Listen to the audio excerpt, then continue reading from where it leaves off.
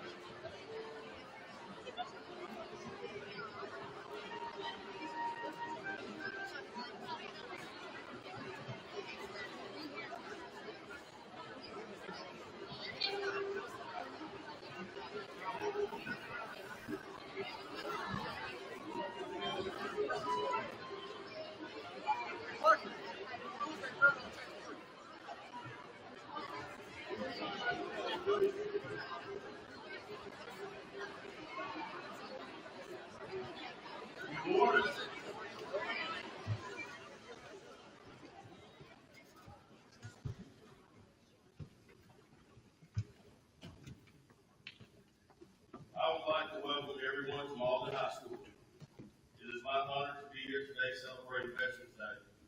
I am honored to be in the presence of these men and women who fought for and protected our freedom. Let us all give them a round of applause.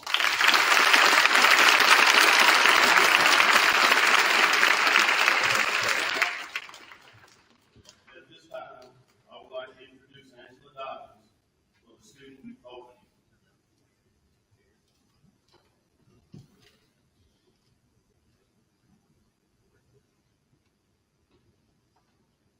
On the 11th hour of the 11th day of the 11th month, the fighting of World War I ended in 1918. Due to the conclusion of the wars and all wars, November 11th became a universally recognized day of celebration. The day was originally declared Armistice Day, 8 years after the end of World War I, and honored only veterans of that war. In 1954, after World War II and the Korean War, it was renamed Veterans Day to honor all veterans who served America in war and defended democracy. So today we honor all of our veterans who unselfishly placed their lives on the line for our freedom. Those men and women were ordinary people until they heard the call to duty, and answered. They left their families, their homes, and their lives, not for recognition fought to protect our country so that we can maintain our way of life. As we honor our veterans and remember the great deeds, let us also salute those who are currently fighting for our freedom. Each warrior who has fought for our nation has earned our eternal gratitude, and I ask that all Americans thank and support them. Together, we must remain committed to fostering support for these great heroes. Thank you for honoring our veterans today. Let us walk towards tomorrow to honor them by living and proving they protected. God bless you all for being here. God bless our veterans, and God bless America.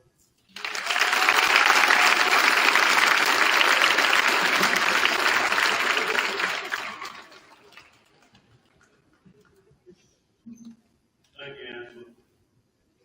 Would everyone please rise for the pledge of allegiance led by Mr. Boswell and remain standing as the band plays the national anthem in America, beautiful.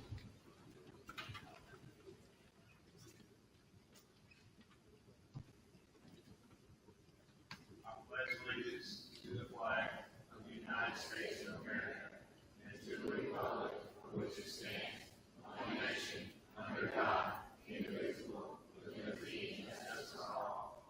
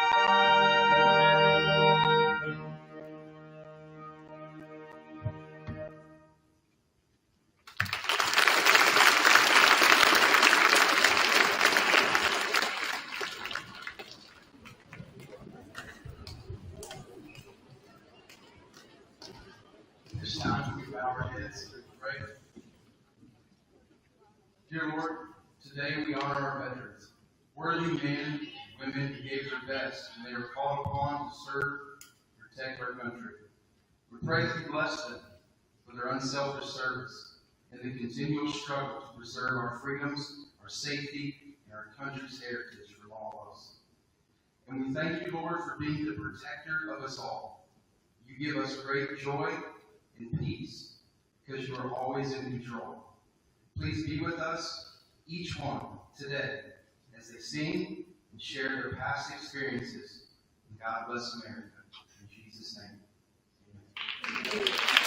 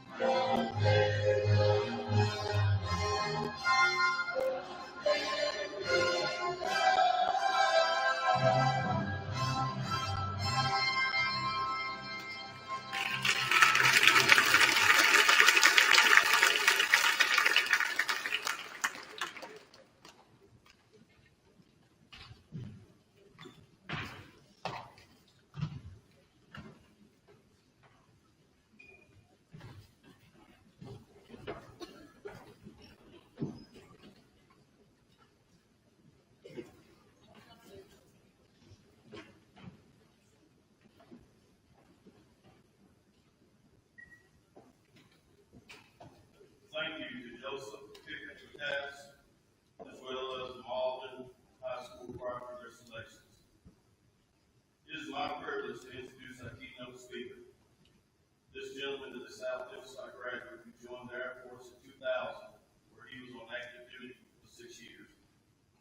During that time, he served 2 tours of duty, Operation Enduring Freedom and Operation Iraqi Freedom. While stationed at Travis Air Force Base in California, he attained the rank of Staff Sergeant and spent most of his time as a flying crew chief of the 660th Aircraft Maintenance Squadron. He has been married to his wife Jennifer for 23 years. He has 3 kids, Sarah Beth, Mary Grace, and Carter Thomas. He is currently the weightlifting instructor, assistant football coach, assistant basketball coach, and head junior high softball coach at Malden High School. It is an honor and pleasure to welcome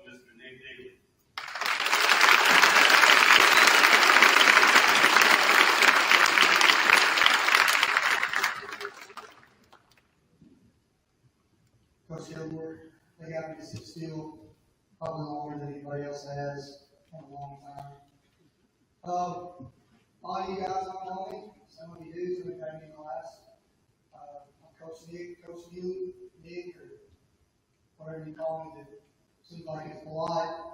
I get asked a lot how I ended up in Malden, and that's kind of a long story.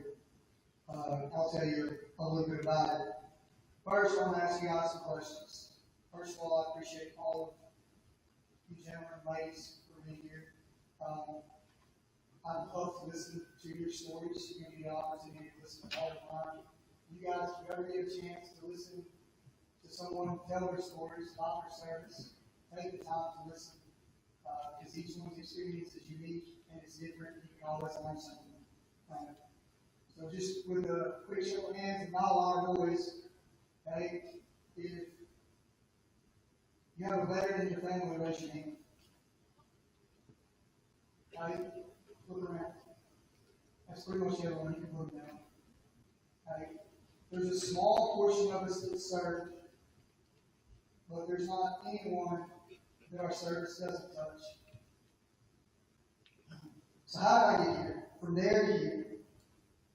So I guess first I need to tell you a little bit about who I am. I was born in Blythe, Arkansas, at the Great River Medical Center. Which, if you don't know anything about Blythe, the Great River Medical Center sits opposite of the rear gate to what used to be Eager Air Force Base, which was a base for strategic air command during the Cold War. And it housed somewhere around 16 B-52s and 20 or 22 KC-135s.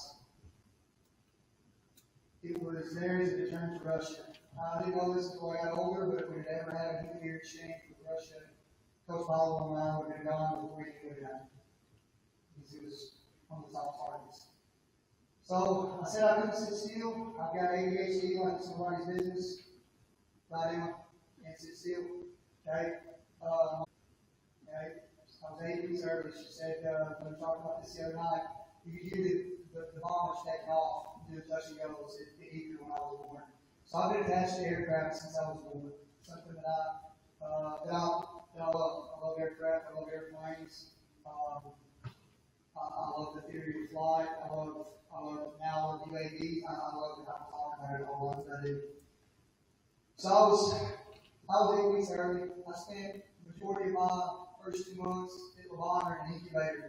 I wasn't any longer than from my palm of my hand, my elbow. I'm kind of a walking miracle when I'm here. My mom and my dad were both hard-working people. My dad spent most of the first 4 or 5 years of my life on a towboat. My mom worked 2 jobs. She worked at a factory during the day, and she worked as a waitress at night. I spent most of my early years with my grandmother and my grandfather. And they probably have the largest impact on my life. When I was 9, my grandfather died. And he introduced me to one of my uncles when I was a little kid. I used to go, and this is why I say that every veteran's story is important. I go and visit my Uncle Clarence, not the angel from His Wonderful Life, but an actual old, smelly, weird man who would take me to see in a nursing home. And I remember the first time I met him, I was 5 years old, and it creeped me out. It was just the way he talked, and the way he looked. He would look past you, and his eyes had this kind of weird glaze, and they would float. I didn't know until probably 5 or 10 years after he died that he had served in World War I. I mean, I knew that because of some things that he told me. My Uncle Clarence was addicted with mustard and chlorine gas, and he was partially blind. So that was my first introduction to someone that had served. Mom and Dad divorced when I was 9. And I found out some things about my dad that I didn't like. My dad was a drug dealer. He was not a nice person. Things that were kind of hidden from me. Mom and I lived alone for the next 3 years. We were really poor. And I'm not talking like poor. I'm talking, we would hide things from my grandmother. So I can remember weeks at a time when we didn't have lights in the house because we couldn't afford to pay the electric bill. And my grandmother would come over, knock on the door, and Mom would keep her from coming in because she was too ashamed to let her out. She didn't want to help. This went on for about 3 years. I can remember being on food stamps, and it wasn't the EBT card that you go to the store with now. It was actually the paper booklets. I can remember the first time I realized that I was poor is when someone that I went to school with noticed me buying milk with food stamps. I can remember the way that made me feel. Like I said, my mom and dad divorced.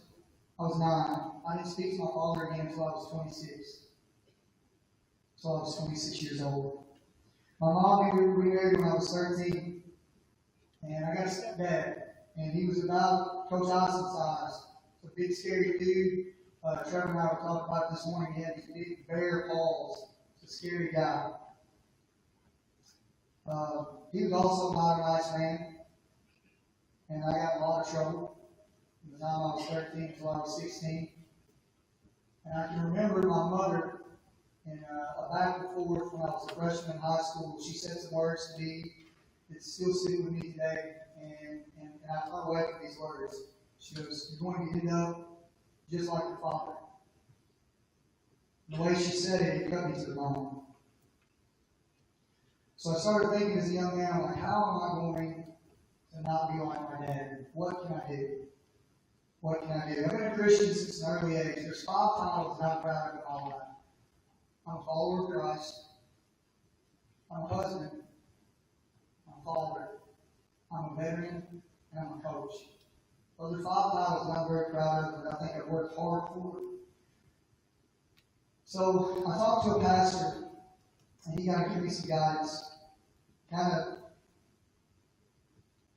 He really started to forge kind of what I believe is a man when I was 14, 15 years old. I met my future wife when I was 16 years old, and we've been inseparable ever since. I can tell you the exact moment that I met my wife when I was 5 years old in Sunday school class at church. My grandmother's up here. I can tell you the red dress and the red bow that she had on. Is that weird? I can remember that. So the reason how did I end up in the Air Force? I never wanted to serve in the Air Force. I got to be honest. I wanted to join the Army. I wanted to jump out of airplanes. I don't know what was wrong with me. I had an uncle. His name was Shirley Lovelace. He was on the good side of my family here, the Carter side. I started the paperwork to join the Army when I was in 11th grade. And Uncle Shirley was a self-made man. He was, all I remember is wealthy Uncle Shirley. Uncle Shirley that wore Rolex and had a house in Florida, and had a house in Hot Springs, and there was a farmer. I had no idea about Uncle Shirley as a young man that was in the airborne in World War II, 517th Parachute Infantry Regiment. I had no idea about the guy that had jumped into Italy, southern France, and served at the Battle of the Bulge. He took me for a 20-minute car ride. When I got back, we stopped talking. I no longer wanted to join the Army. He changed my mind. He told me that if I decided to do what I felt like I was called to do, to realize that I was one click or one instance away from not being here anymore. That weighed on me heavy as a 17-year-old. I also had 2 uncles. It's weird we've all got these uncles, right? We've all got this uncle. I have an Uncle Maurice and an Uncle Gary. Uncle Gary just passed away 2 months ago. I went to his funeral, military honors, kind of heat. He was a flying crew chief. They both were on C-130s. They met at Allison Air Force Base in Fairbanks, Alaska. They both worked at FedEx in Memphis. I thought, man, they got cool stuff. I don't like being poor. I'd like to do that.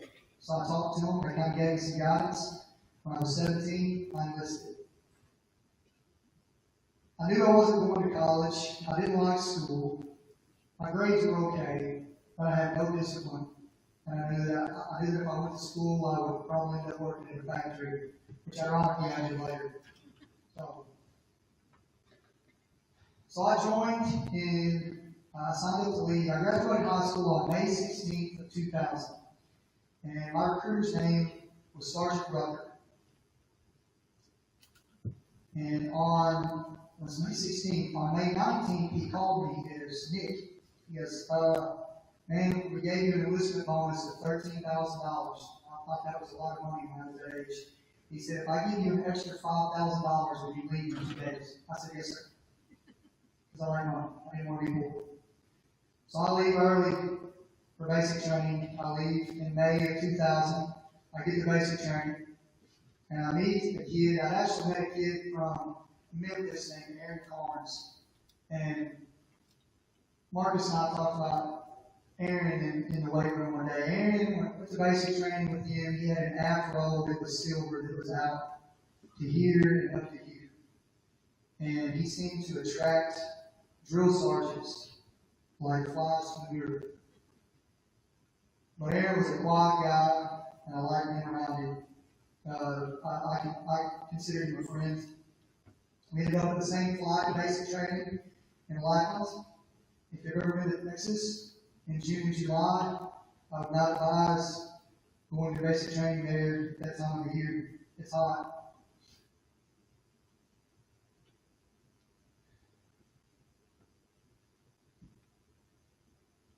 We got to tech school after basic training graduation. Coach Rayfield wanted me to talk about the gas chamber and things like that. All I can tell you about basic training is that I was like, why does anyone care about how big our t-shirts are, or what size the towels are, or whether I have a string on this button on my jacket? And why are you yelling all the time for no reason whatsoever?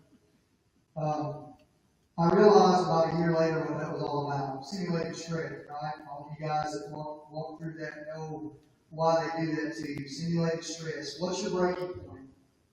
What's your breaking point? I told Ben a story yesterday about a kid we had. His name was Meyer. I couldn't tell you his first name because he wasn't there that long. Third week of basic training, he was on fire watch. He comes down out of the top bunk and he starts sleepwalking, pushing a shopping cart. And he would walk, and he would stop, and he would look, and he would go, oh, Lucky Charms. And he put it in the basket, and he'd keep walking. I followed him around for like 30 minutes before I looked up. The dorm chief was like, man, I think this guy's lost his mind. He wasn't with us about 2 weeks later. He had a freak out, and they got rid of him. Graduated basic training in June 2000. Went to tech school and Shepherd for a couple of months. Carnes, Aaron followed me there. We lived right across the hall from each other. Got to be really good friends. What I didn't know about Aaron when we enlisted was he was a great guitar player and he could sing. He was a huge blues guy. I like the blues. And he liked Jimi Hendrix. Kind of looked like Jimi Hendrix, honestly, now that I think about it. He loved Jimi Hendrix. And he would sit outside and he would play the guitar. And if you wanted to meet girls, you hung around Aaron because he played the guitar and they all liked him. So we leave Shepherd and we arrived at Travis Air Force Base in September of 2000. September 9th of 2000. I won't forget it because on September 10th, USS Cole was bombed. There's a big giant hole in the center of it. I remember the day after we went to training and there were no aircraft on the flight line. I kind of went, this stuff's not a game, it's kind of for real. We were at Travis for a few months in training. During that time, I got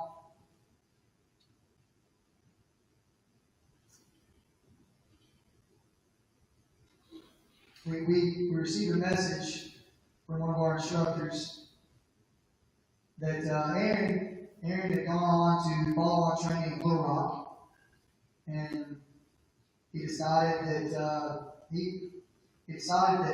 the stress was too much for him. He went out one night down some railroad tracks, played chicken with the train, but killed himself.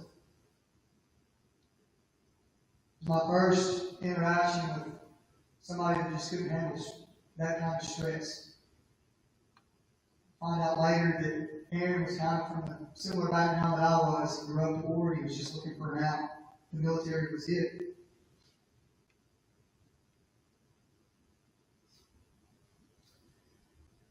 So we go from September until the next year. You're just living in the dorms. You're living a good life. It's just like going to college, guys. Honestly, at first. On the night of September 10th, I was working grade shift. I was really good at my job. I found out in tech school that you also have to study in the military. You go to tech school, they expect you to learn your job and be really, really good at it, right? I found out again that I wasn't a good student. I had to lock myself in rooms at a library and study note cards in order to meet progress checks. Because in progress checks, if you fail, you get washed back. You get washed back so many times, what do they do to you guys? They reclass you, or they kick you out. More stress. So I was pretty good at my job. I was an undergraduate in tech school. I was an undergraduate in follow-on training. There was a guy right ahead of me who became one of my best friends. We competed constantly. September 10th, 2001, I go to work. We're getting ready to do some training for a presidential support mission. We're going to launch some airplanes, and we're going to go up here to Washington, fly around. I guess I could tell you what airplane I worked on. I was attached to a maintenance squadron that was attached to 2 flying squadrons that flew the KC-10 assembly. So there's 59 of them in the Air Force. They're actually retiring them right now. And everybody loved us because we could carry a lot of gas, go really, really fast, and haul a lot of cargo. So September 10th, we go to work. I'm laying on aircraft 8380, trying to stay awake. At about 3:45 in the morning, our crew shows up. They start getting the jet ready, and we just kind of lay there. And a guy named Ben Riggins from Rolla, Missouri, who was my boss at the time, comes up the stairs. He screams some things that I can't say in a high school gym at me, and basically says, "Get the airplane ready, we've been attacked." And he runs back down the stairs. So I go and I talk to the air crew, and they're like, "We don't know what you're talking about." So I'm like, "Well, you got to leave my airplane, sir. We need to get this ready for whatever just happened." Over the next few hours, we proceeded to get 16 aircraft ready for whatever we were told to get ready for. We had no idea what had happened in New York or Washington at that time. And it's really weird how quickly that you go from, it's just like college, to now you're at war. So that happened about 3:45. Jimmy, by 8 o'clock, I had my bags and was standing billeted, ready to go jump on an airplane and fly combat air patrols over every major western city in the United States, which was super surreal. So from September 11th until September 15th, if you can name the city on the West Coast, I flew over it. And we would sit at 32,000 feet, and for every 5,000 foot below us, there was a pair of F-16s or F-15s, and that was it. It was quiet. No civilian air traffic over San Francisco, Los Angeles, Portland, Denver, San Diego. Nobody coming in and out of the base.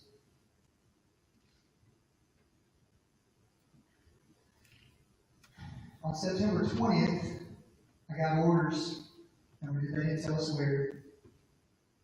Just load up. We sent 14 aircraft to Guam. And from Guam, we landed in an island in the Indian Ocean called Diego Garcia, which was ironic because about 3 weeks prior to September 11th, I was there. And I was like, man, this would be a cool place to do a deployment for about 6 months. It's got beaches, you can go fishing. It's kind of neat.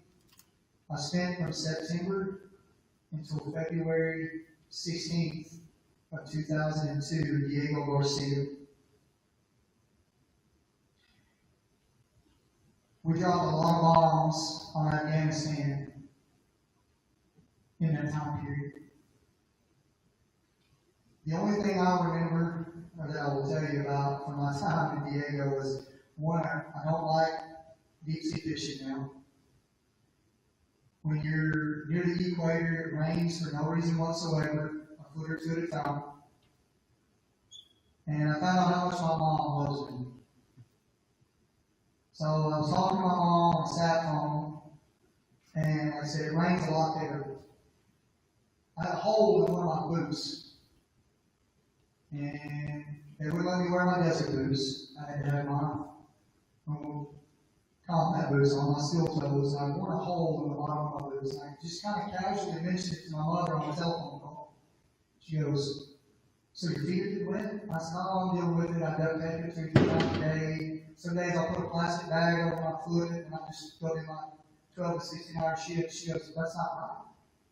That should get you boots." I said, "Well, Mom, we're bringing in tail kits for bombs and spare parts. That's all we're finding right now."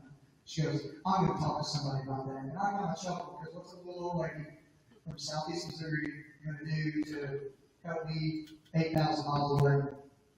So I didn't think anything about it. They didn't talk to my mom again for a couple of weeks. About 10 to 14 days later, I had an Iranian chief. His name was Chief Potbaz. I like Chief Potbaz a lot. When I was in Morocco a couple of years later, he showed up with some KFC from somewhere. But he was an Iranian. He came over in the 70s to the United States, joined the Air Force to get his citizenship, and was a chief. He walks up to me with a pair of LG boots, and he says, "Next time you have a problem, talk to me, not call your mom." I said, "All right, Chief." My mother, they called our state representative, who called Senator Bond, who called somebody at the Pentagon, who called somebody at Sky Air Force Base in Illinois, who called somebody at Travis Air Force Base in California, who made sure a pair of boots got put on an airplane and handed to my chief personally. Now, granted, I may have got put in the tool room for some extra duty on a day off because my mommy bailed me out of trouble. But never underestimate how much your mother loves you. Dads, man, but your mom, promise you, your mother will literally move heaven and earth to do anything she can for you. So I came home in 2002, and you Army folks, I always got this a lot from you guys. If you guys do 60 to 90-day deployments, we do a year. Yeah, you're right. But when you guys get home, you don't have to worry about going anywhere other than training for maybe 18 months. We would get home after 60 to 90 days, we would take 4 or 5 days off, and then they would shoot you back out for a couple of weeks at a time. I tried to explain this to my wife. We weren't married yet. We were doing a long-distance relationship thing. It was great. I tried to explain this to my wife, but she didn't understand it. Not yet, not fully. So I go TDY until the end of 2002. 2002, I get orders. We're going to go to UAE with a forced deployment. I'm like, 2002. What happens in 2003? Anybody know?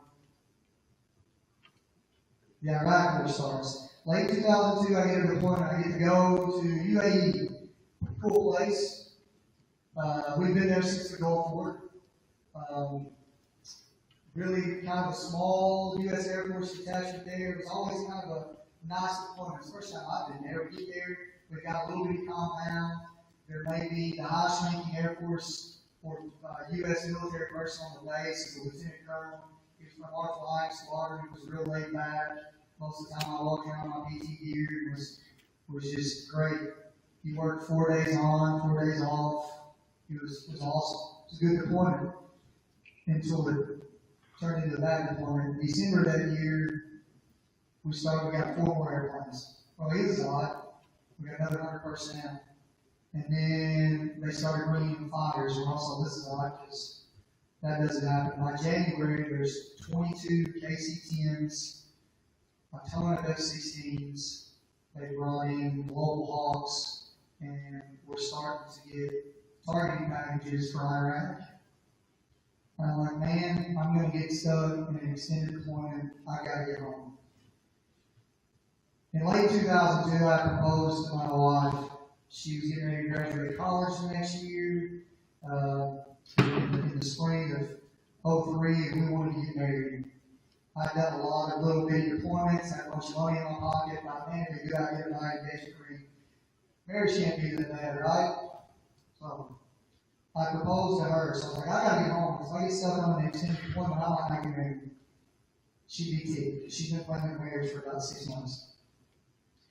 So I figured out a way to get home, and I'm home for 2 weeks on crew rest. My boss calls me in. He goes, "Hey, I know you're getting ready to get married in May. I'm going to do you a favor. Your name just came down on the appointment orders, but I'm gonna do you a solid because I like you." And I was like, "All right, Sergeant Bossy, help me out. What are you going to do for me?" He goes, "I'm going to send you to Charleston, South Carolina, because you're a history nerd for 2 weeks. You can go see all kinds of stuff." I was like, "Man, will that keep me off the orders?" Because I knew where it was going. They were going right back to UAE. He goes, "Yeah." I saw Charleston for about 4 hours, and I started flying back and forth between Kuwait, what was left of PSAB, and Saudi Arabia, and every military installation you could think of between Fort Bliss and Kuwait. We would pick up you army guys, all your equipment, all your gear, drop you off in Kuwait. You would get off the airplane, get in your Humvees or bus, and you would drive north. And again, I go back to how I felt after 9/11. I was like, it's got to get real again. So we do this for about a month. In March, we start the Iraq War. I've not stopped yet. Constant flying back and forth. Marines, I'm glad, there are no Marines up here. I almost stood up here in the Marine Corps again. I was sitting there thinking about, like, it's y'all's birthday if you're a Marine. We don't have any, so that's okay. There's no hooping and hollering.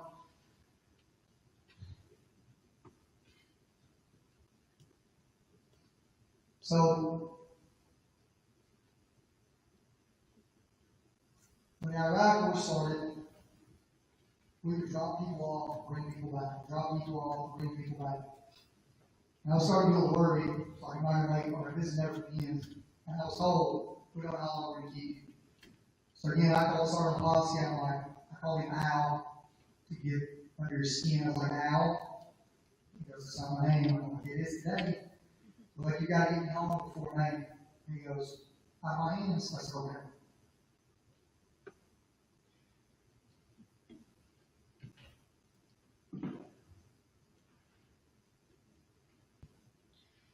Taps. You guys, we all stood up. Taps started to hit a little bit different for me, as you kids say, and it is different. It started to mean a little to me in March of 2003. I was blessed, we'll call it, to bring some of the first KIAs on from Iraq. They brought the flag bearing coffins out, loaded them on the aircraft, had their escorts, and we flew back to Delta. I remember that day specifically because I quit worrying about whether I was going to get home for my marriage or not.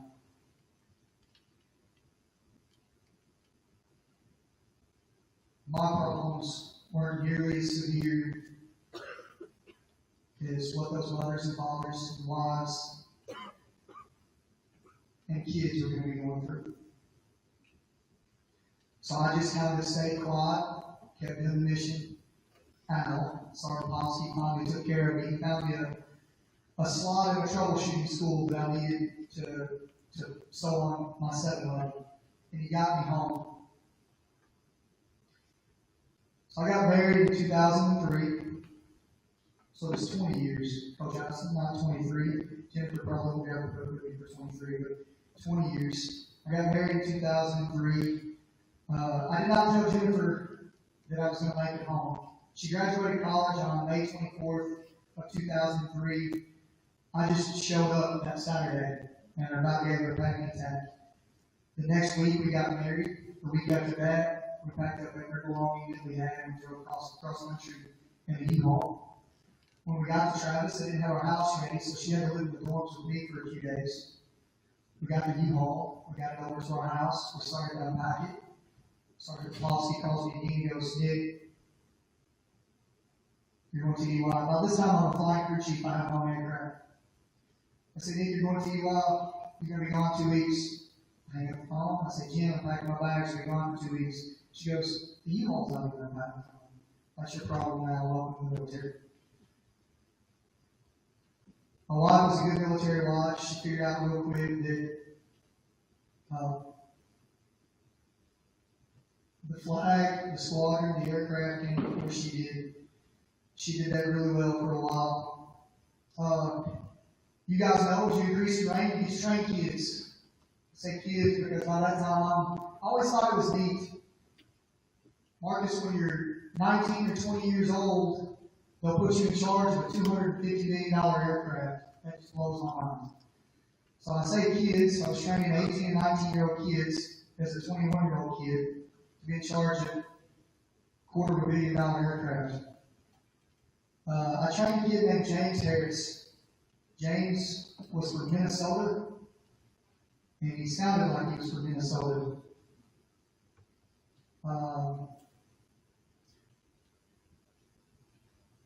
I got the opportunity to be an instructor.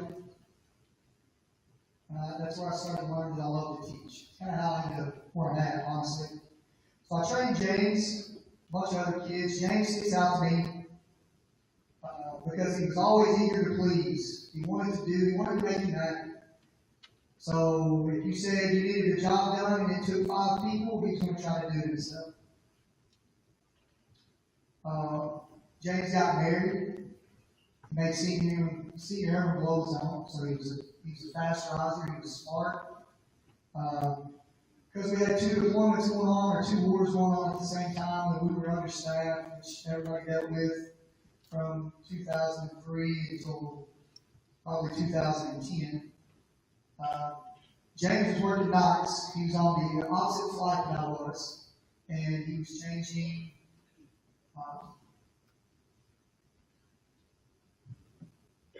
the elevator on a staff. So it's changing a hydraulic component about 25 feet in the air on a stand that's supposed to be locked. It's a 3-man job. He's trying to do it by himself.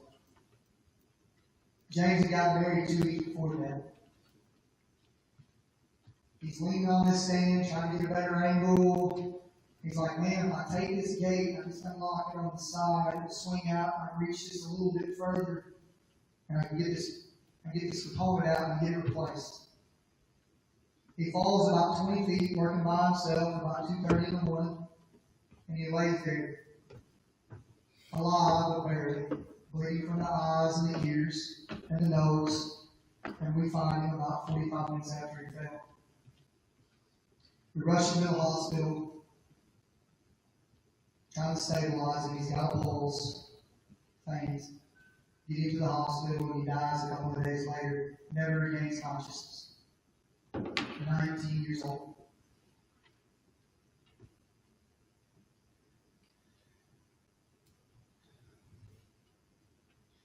I met another guy in 05. His name was Chris Humphreys. He was in the Navy. We had a Navy detachment there. At Travis, he was an aircraft mechanic just like me. He was married to a life support technician in my squadron. Her name was Christina Williams. It's Christina Humphreys now. I had 2 kids. When I got ready to get out of the Air Force, we were overstaffed, even though we were understaffed. I'm not real sure who counts the beans in certain places. So they were forcing us out. So if you didn't get your career job reservation, you had 2 choices: separate or cross-train. I was thinking, Chris was thinking, man, the Army's got this really cool program called Blue to Green, where they'll take Air Force and Navy maintainers and turn them into helicopter pilots. I didn't like the washout rate, so I was like, I think I'll get out. Because if you washed out at Blue to Green, the Army still got you, and they just got to put you where they wanted instead of where you wanted to go. Chris qualified, became a helicopter pilot.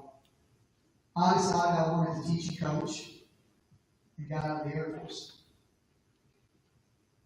Chris and I kept in touch through text, and I would talk to Christina on Facebook every now and then. In November of 2008, I was well into teaching, finally graduated from college. Chris was shot down over Mosul by insurgents, and they killed me and his co-pilot. drove them from the helicopter and executed them.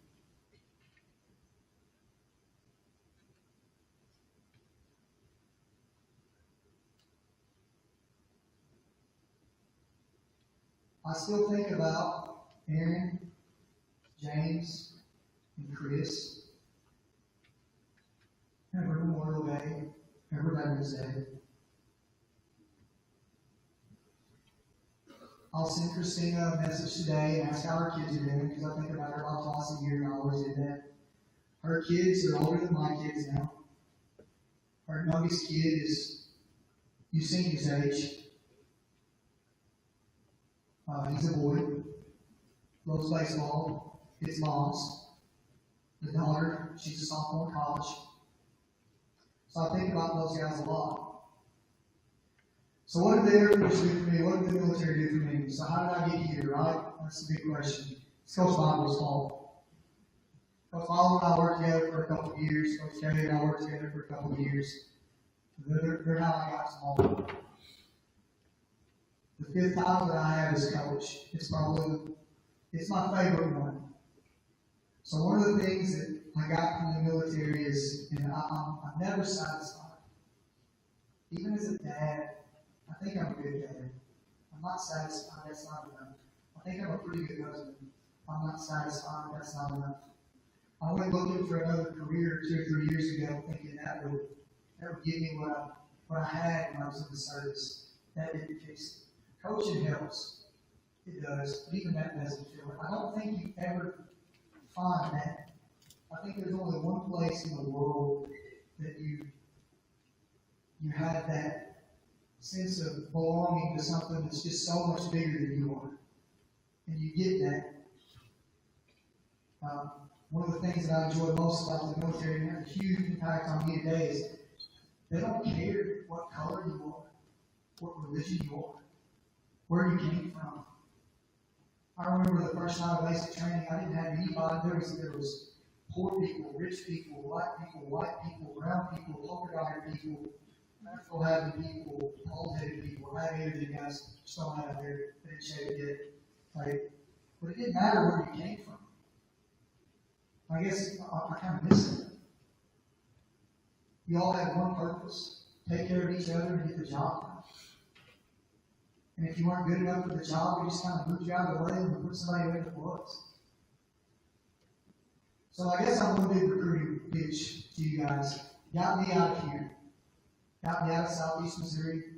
I would have been working in the factory. Who knows? My mom might have been right. I might have ended up like my dad.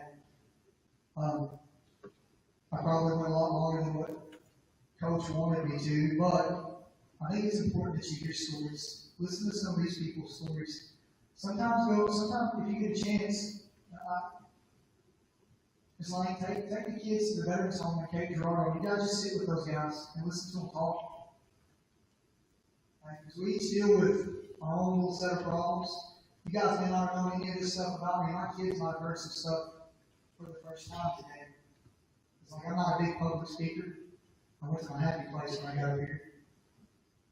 But take the time and listen. You'd be surprised the guy that you raised your hand about, you're like, man, he's a veteran. I know he did something, I'm not real sure what it is. But just sit down and listen. Don't ask some stupid question like, man, did you ever kill anybody? And then, don't just listen. Hey man, what was it like to serve? Where were you at? Where did you go? What did you see? And just sit back and listen. I'm proud of my service. I'm proud to be part of the 1% of the people that volunteer to serve.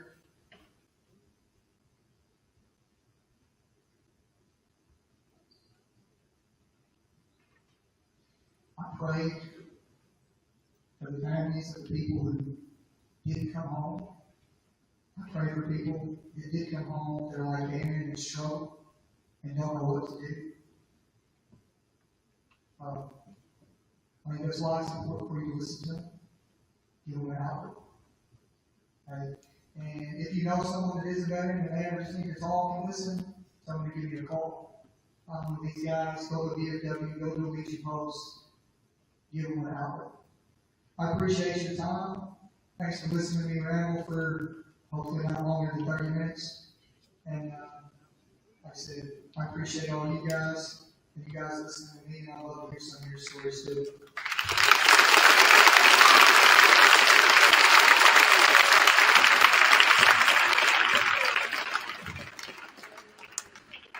Let's give another big round of applause.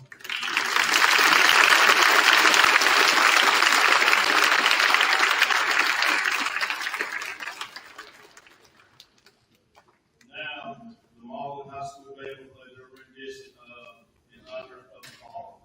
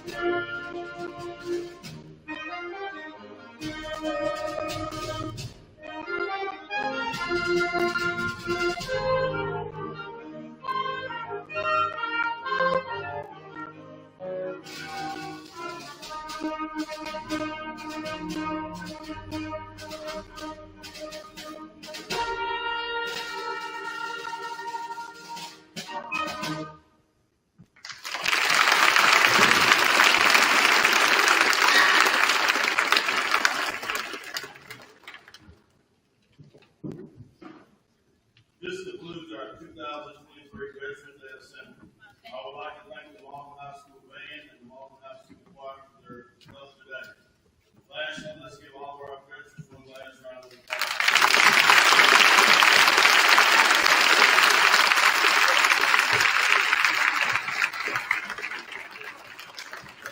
To invite the veterans to join us for refreshments in the commons. I'd like to thank you for coming, and God bless. At this time, junior high students, 6th, 7th, and 8th grade, report to you third hour classes.